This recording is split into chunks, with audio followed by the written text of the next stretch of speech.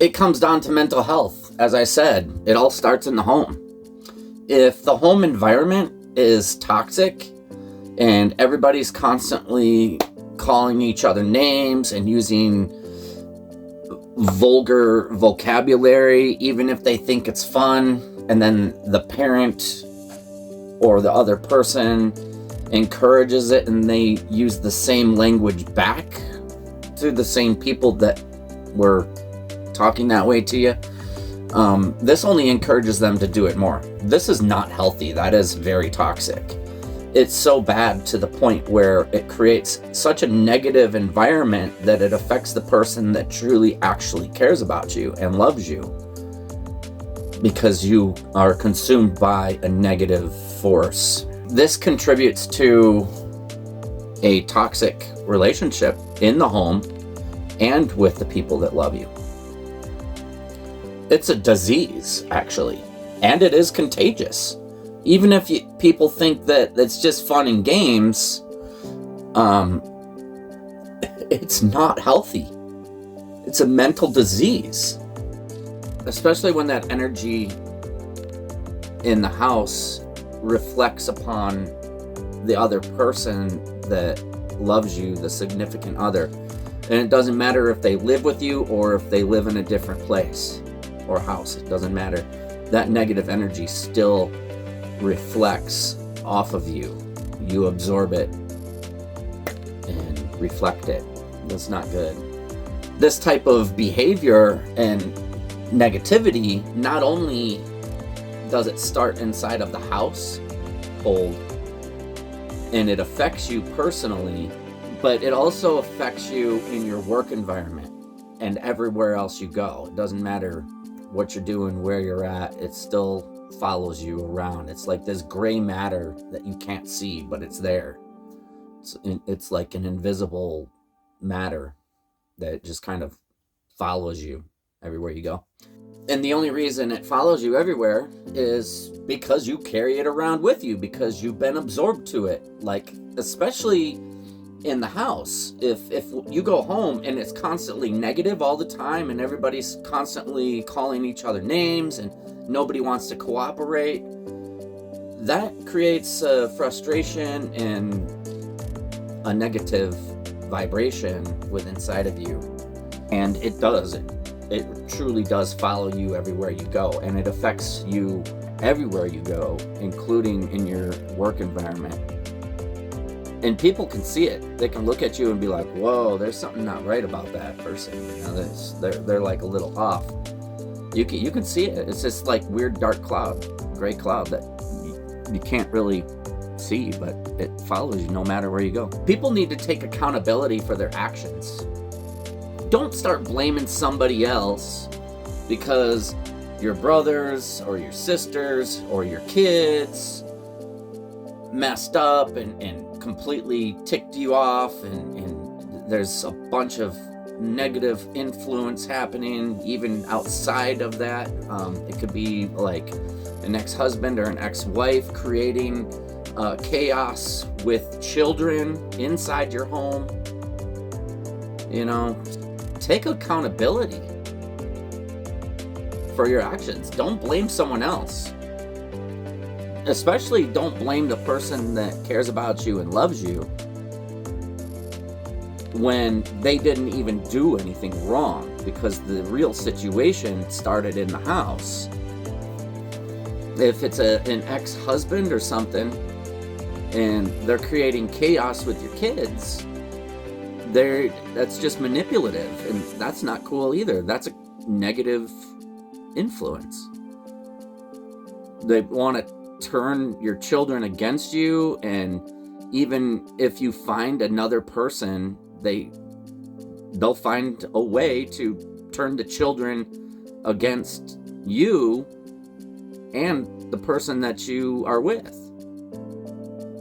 And that is a form of jealousy and envy, and that's not good. Envy and jealousy are not good. Take accountability for your actions. Don't blame your significant other for something if they didn't do it and they had nothing to even do with it. That really only is your problem personally. And you have to address that issue. You can't be like, oh, yeah, well, you this and you that and blah, blah, blah, and it's all your fault. I'm like, and then you're like, what did I do? Why is it my fault that your ex is manipulating your children to separate us? And why is it my fault that you're in court for this or that because people don't pay you? That doesn't involve, the other person. So you can't blame someone else. You have to take accountability for your own actions. And if you can't do that, then that's just a form of immaturity and insecurity. So being envy and jealous of an individual, that's not healthy. That's negative. So how do you avoid all that? Being controlling in a relationship isn't good either.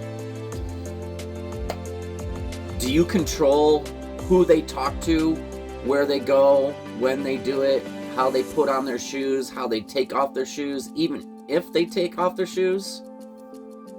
Are you controlling like that? Being controlling in a relationship isn't good either. Being in a relationship is a two-way road. It's not a one-way street. There's no signs that say this relationship is a one-way road.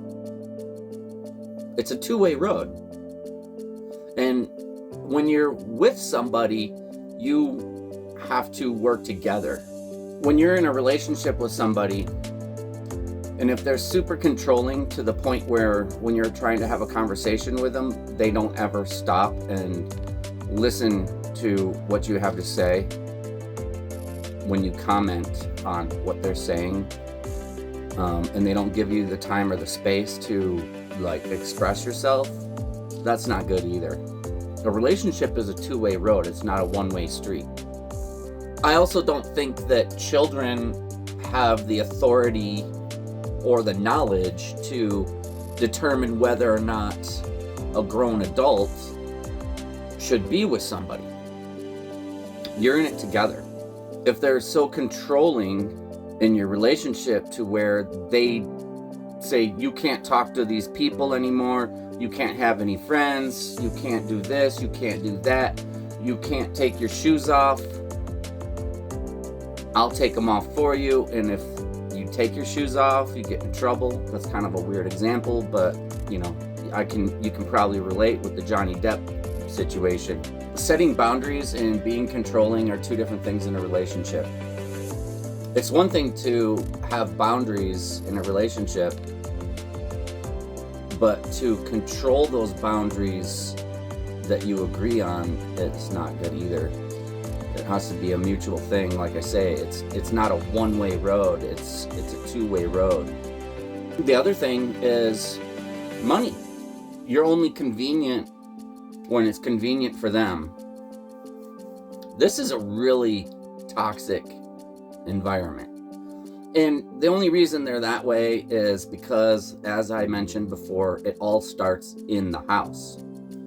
And if the environment in the house is toxic, that person is going to have a toxic mentality, and it will follow them around like a gray cloud of smoke behind them. Even at their jobs, everywhere they go.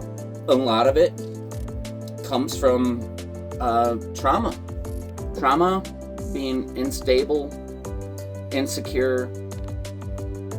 The trauma, it could have happened in childhood, it could have happened in a past marriage, to the point where they can't trust anybody anymore because they've been let down so many times. And it can even be family members letting them down, like family members just completely letting that individual down. This is not healthy. You can't change them, you can't fix them. The only way that they can be fixed is if they fix themselves. Don't even try to fix them. You will never be able to fix somebody. Like for me, for example, are you going to be able to fix me? No, you're not going to be able to fix me. I can only fix me. Nobody else can fix me, only me. So in a toxic relationship like that, you could sit there and totally exhaust yourself and do the best you can and give the best that you can. You might see the faults that they have. We all have faults. We're not perfect. But you're never going to be able to change that person. The only way that person will change is if they physically decide to make a change. Pretty simple.